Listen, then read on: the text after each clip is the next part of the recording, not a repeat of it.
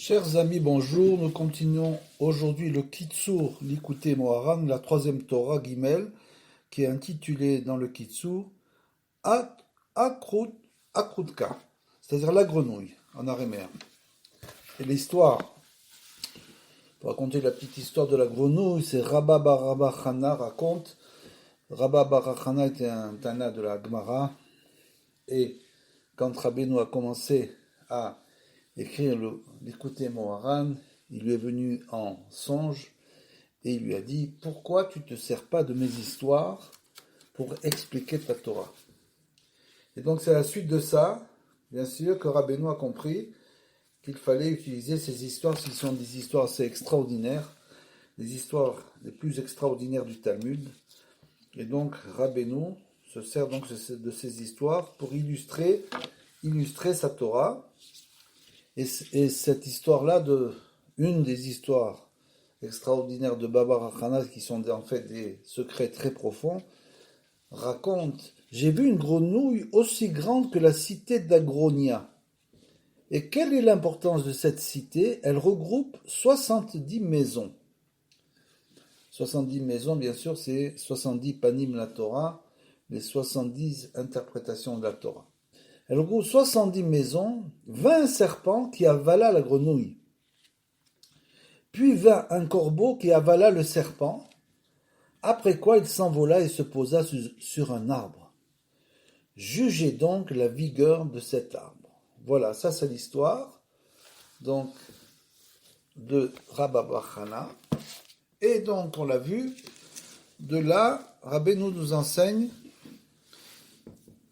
que Aliede Negina de Kedusha Yecholim Liskot de Bechinat Nevoa, que une personne peut arriver à la prophétie uniquement par les chants, les cantiques de sainteté, qui ikar advekut le Hashem itbarar ou Aliede Negina, et donc c'est un grand chidouche qui nous dit ici que l'essentiel, bien sûr, du chidouche du renouvellement, qui ikar advekut, le dvekut c'est l'adhésion, le Hashem, itbarar ou Aliede Negina, c'est avec donc le chant. Avec le chant, c'est la meilleure manière de se rapprocher de Akadosh Baruch Hu et d'atteindre même la névoie, la prophétie, comme le faisait bien sûr le roi David, qui jouait sur sa lyre et atteignait Kacha, l'Esprit Saint, et grâce à ça, il pouvait même chasser le mauvais esprit, puisqu'on le sait que quand le roi Shaoul se sentait mal, qu'il attirait sur lui un mauvais esprit, il faisait venir David, qui chantait pour lui, et immédiatement le mauvais esprit disparaissait. C'est ce que nous enseigne ici Rabbeinu. Veka asher itbaer od lekaman, et ça on va le vérifier. Et donc aliédé limoud, comme on l'a dit, limoud gemara balayla chut shel chesed nimshar alav. Donc on l'a dit que pour se protéger des chants profanes, l'homme doit étudier la Torah orale la nuit. La Gemara, c'est donc la Mishnah. Il doit étudier la Mishnah et, s'il le peut, le commentaire de la Mishnah, qu'on appelle la Gemara, puisque la Torah orale, c'est la Mishnah, bien sûr, mais la Gemara n'est qu'un commentaire de la Mishnah. Donc, elle y a dit les mots de Gemara Balayla ou Chut shel Chesed Nimshar Alav, comme il est écrit dans le Talmud, que tout celui qui écrit et étudie la Torah orale la nuit, ou même qui étudie la Torah la nuit, un fil de bonté va être tendu sur lui toute la journée qui vient. Venitzol mi marshavot shelo lishma, et il sera ainsi sauvé de toutes les mauvaises pensées. Ayedeze metaken kol anegina shelo yaziklo shmiat kol anegina, et ainsi il va pouvoir faire une réparation de ce chant, de telle manière que les chants profanes ne pourront pas lui créer un dommage. Shelo yaziklo shimat kol anegina de sitra chara, bien sûr du mauvais côté. C'est mazeket arbe meod le avodat aborit barar, nous dit Rabbeinu ici que tous les chants profanes qui, qui amène avec un message, bien sûr, un message qui n'est pas un message de la Torah, tous ces chants-là peuvent énormément endommager la avodat Hashem, le service divin d'une personne. Ve'zoche le hakim anegina de kedusha sheyuchol ledabek et asmo le Hashem itbarach, et grâce au fait qu'il va écouter des chants, les chants qui portent un message de sainteté, alors bien sûr, ces chants-là, il va pouvoir les neguna des kudusha, yochal ledabek, il peut se lier à Kadosh Baruch Hu, et asmo le Hashem itbarach, al-yedei zmirot ve nigunin, tout ça grâce aux cantiques et aux chants. Ve al-yedei ze makimim ou ma'alim malchut de kedusha, et donc on l'a vu, la royauté de la sainteté, on l'a expliqué depuis le début du Likutei Moharan, cette malchut de kedusha, on peut l'élever grâce à ces chants. Ve zochim l'idnasut sheyuchal limshol bechol ma sheirtze, jusqu'à ce qu'un homme puisse s'élever à un niveau très élevé, jusqu'à ce qu'il puisse dominer ce qu'il veut. Donc, on voit que le nigun de sainteté, le chant de sainteté atteint pour Rabbeinu un niveau très très élevé, puisqu'après il peut carrément dominer ce qu'il veut. Jusqu'à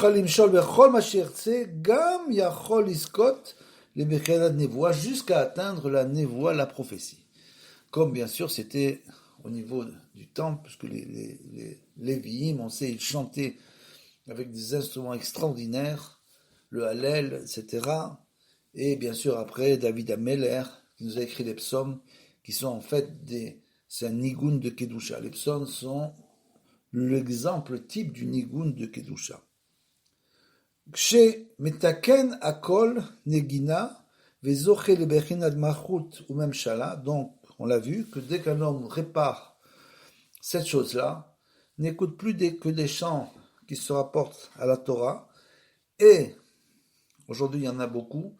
Il y a beaucoup de chanteurs maintenant qui ont un répertoire de chants qui sont des chants qui sont en relation, disons, avec la Torah. Okshimetaken akol, donc dès le moment où un homme répare cette voie-là,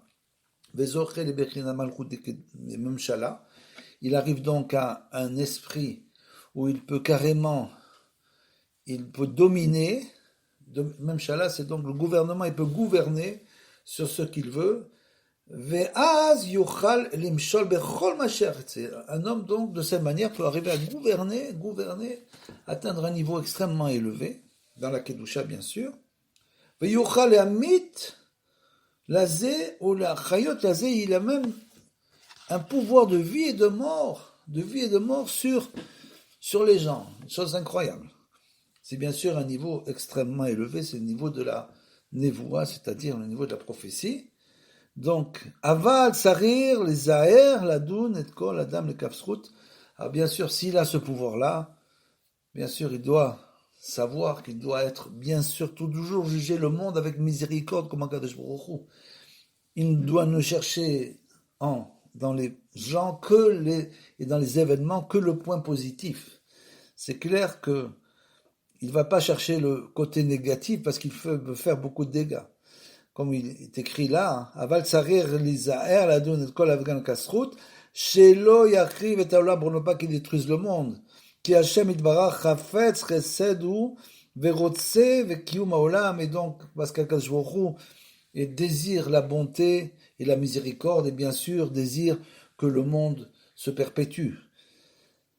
Keshe Adam Shomea Kol Anigun Shel Simcha, et donc à un niveau plus simple, quand un homme écoute donc une musique qui le rend joyeux, Shel Simcha, ou Mekasher Asmo Al Yedeze L'Hashem Itbarach, Besimcha, et donc quand il se relie grâce à cette musique à Kadosh Baruch Hu avec joie, donc il va à une Khatuna, etc., Bar Mitzvah, il entend donc là-bas il y a des chants de Kedusha, il entend ces chants-là, et ça le rend joyeux, il se met à danser. Ayedeze yesh lekol anigun aléa afal alia. Donc il y a, grâce à ça, il élève en quelque sorte la mélodie. Dès le moment où il se branche sur l'infini, quand il entend ces chants, il va pouvoir élever ces chants-là grâce à ça. Alia afalpi chez amenagen ou adam chez Noagun. Même si l'orchestre, les gens qui jouent de la musique ne sont pas des gens véritablement religieux, etc. Mais s'il entend un chant qui lui permet de s'élever vers Akadosh Baruch Hu, alors il nous dit que même grâce à ça, il peut élever le chant, il peut transformer ce chant, même si ceux qui jouent ne sont pas des gens agunim droits complètement, chez Menagen ou Adam Sheno Agun, qui n'est pas droit. Venitro même à Liadézé à Malchut de Kedusha, et comme ça il arrivera à élever la royauté de la sainteté. Veliskot lazé beshlemut atikun ou aliédé chez l'omdim balayla Torah. Et pour cela, bien sûr, pour arriver à ce niveau-là, on l'a dit, il faut que l'homme étudie pendant la nuit la Torah chez Balpé. Pourquoi? Parce que la Torah chez Balpé, elle est comparée au Choshter, à la pénombre. Parce que c'est une Torah qui va sortir les lumières, des étincelles de lumière au fond de la pénombre, parce que c'est une Torah, c'est extrêmement compliqué. Qui est très longue, fastidieuse, ça prend beaucoup de temps d'étudier. Donc, celui qui étudie cette Torah-là, qui arrivera au sein de la nuit, au sein de la pénombre, à ressortir les étincelles de Kidusha qui s'y trouvent, et donc aura un chut de chesed, un fil de bonté qui sera tendu, un fil de lumière en quelque sorte, qui sera tendu sur lui toute la journée.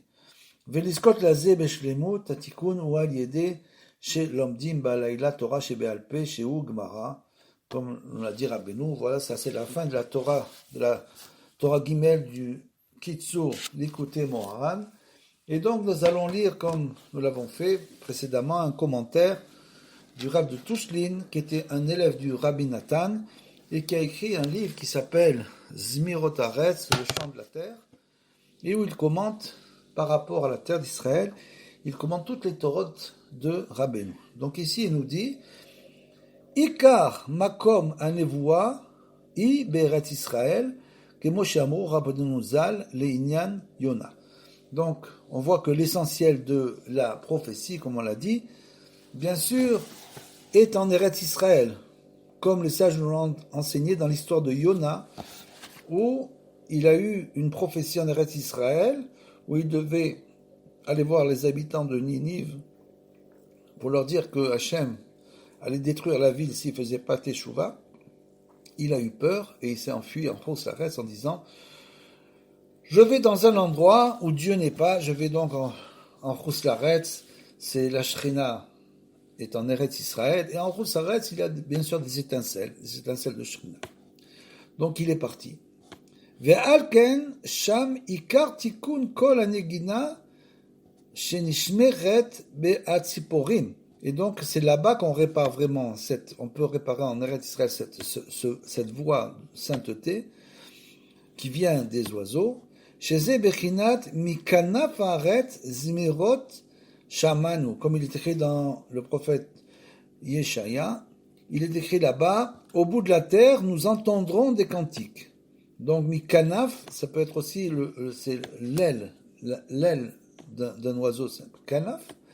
Donc, ça peut être aussi l'aile comme le bout. Donc, au bout de la terre, nous entendrons des cantiques. Urtiv kru mizmirat haaretz, ou bien, comme il est écrit, zmirot, c'est aussi les champs, et c'est aussi les produits de la terre. Et quand Yaakov a envoyé ses enfants pour chercher de la nourriture chez Yosef en Misraïm, il leur a dit, amenez-lui, prenez avec vous le meilleur produit de la terre et amenez-lui en cadeau.